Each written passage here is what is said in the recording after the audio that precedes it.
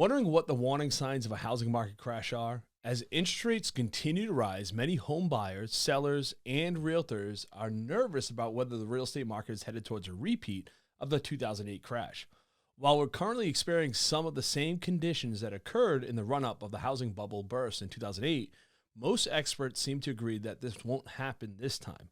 Nonetheless, you may want to know the signs of a housing market crash, as you may look for information and try to decide what you want to do to prepare yourself if one should occur. This is Nathan Clark with Your Home Sold Guaranteed Realty here in New England. In this video, I'll discuss 5 warning signs of a housing market crash. If you'd like more real estate advice like this, check us out at nathanclarkteam.com, and don't forget to like and subscribe below. Now let's get started. The first sign we could look for is sudden decrease in demand. Supply and demand are driving forces of the housing market. An increase in demand and short supply often causes a housing bubble, whether there's a local or state or on a national level. That's why one of the first signs of a housing market crash is sudden decrease in demand accompanied by the same or higher supply levels. When demand drops but supply continues to rise, it continues to cause prices to fall. Now, at the time we're watching this video, we're seeing demand drop, but at the same time, we're seeing actually supply drop at the same time, where we're seeing a 3-month supply of real estate still out there, which has been for the last really 24 months out there in the real estate market, a 3-month or less supply. So we're not seeing the supply increase. In fact, we're seeing demand go down, but at the same time, supply go down with it. The next thing we watch for is an increase in interest rates. So what causes demand for the housing to drop? Well, one of the most common reasons is an increase in interest rates, something the housing market is currently experiencing right now.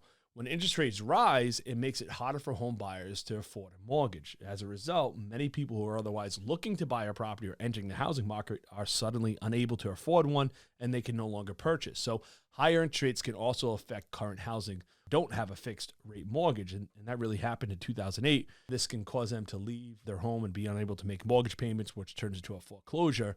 Ultimately, this means people are defaulting on their payments and end up having to give the house back to the bank. So that adds more supply. We're definitely not seeing that happen, but that was a huge factor in 2008.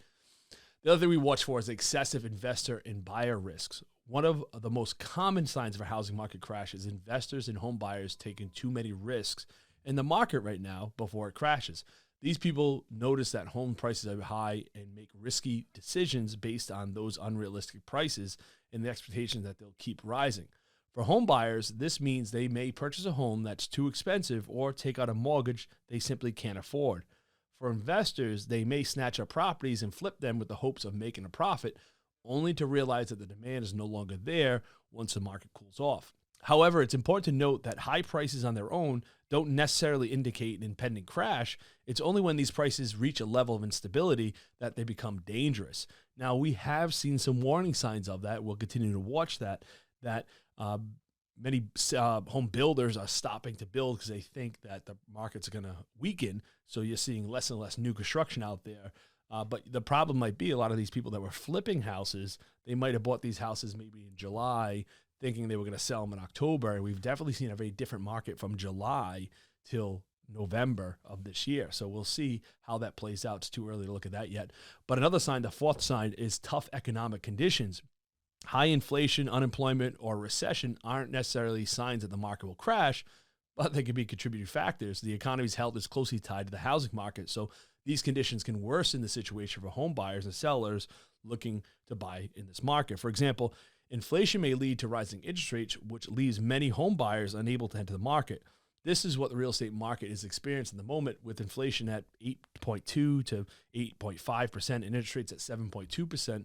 As of late 2022, you're definitely seeing signs of that. But the good news is they just released a report in November that the jobs market is still doing very well. Actually, there was, I think it was 5,000 or 15,000, I can't remember exactly, new jobs added to the market. But the point is that there's new jobs being added to the market, which means the market in the housing market economy is starting to grow even faster. So there's really no signs of people losing their job, which again would lose to people not be able to buy a house or more foreclosures.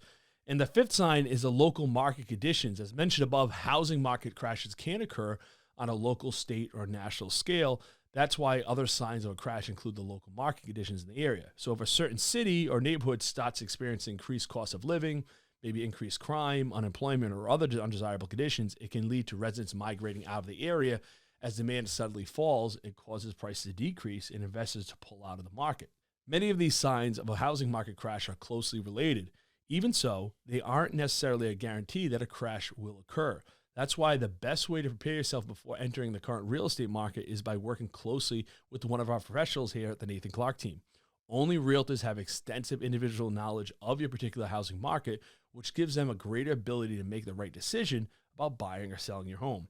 If you'd like more information on buying or selling a home during a housing market crash, or to learn more about working with one of our team members here in New England, feel free to give me a call at 401-288-3557 or visit nathanclarkteam.com. I'm Nathan Clark, and don't forget to hit that subscribe button below, and thanks for watching.